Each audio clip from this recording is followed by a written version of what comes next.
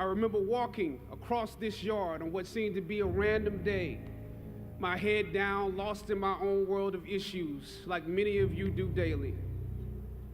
I'm almost at the center of the yard. I raised my head and Muhammad Ali was walking towards me. Time seemed to slow down as his eyes locked on mine and opened wide. He's raised his fist into a quintessential guard. I was game to play along with him, to act as if I was a worthy opponent. What an honor to be challenged by the GOAT, the greatest of all time, for a brief moment. His face was as serious as if I were Frazier in the Thriller in Manila. His movements were flashes of a past greater than I can imagine. His security let the joke play along for a second before they ushered him away. And I walked away floating like a butterfly. I walked away amused at him, amused at myself, amused at life for this moment that almost no one would ever believe. I walked away light, ready to take on the world. The dynamics of positive and negative seem to exist in extremes. I told you I'm the real champion. I told you I'm the champion of the world. All of you bow.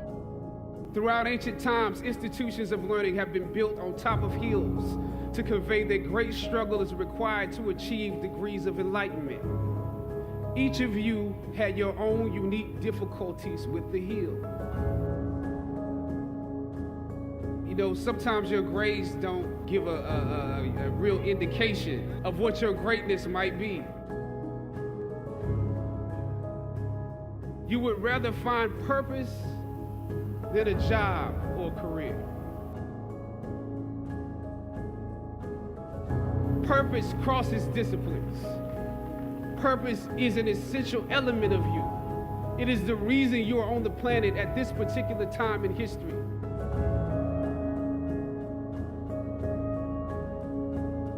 Your very existence is wrapped up in the things you are here to fulfill. Whatever you choose for a career path, remember the struggles along the way are only meant to shape you for your purpose.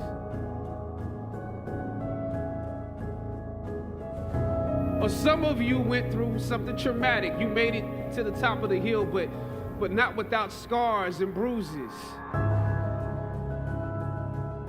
When completing a long climb, one first experiences dizziness, disorientation, and shortness of breath due to the high altitude.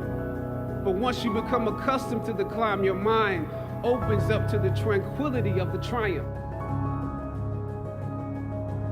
Oftentimes, the mind is flooded with realizations that were for some reason harder to come to when you were at a lower elevation. At this moment, most of you need some realizations because right now you have some big decisions to make.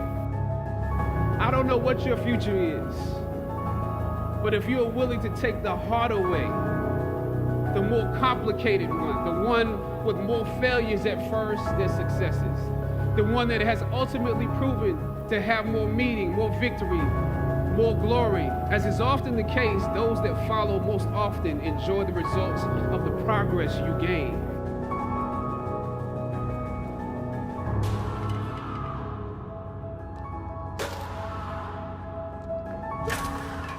Sometimes you need to get knocked down before you can really figure out what your fight is. Everything that you fought for was not for yourself. It was for those that come after.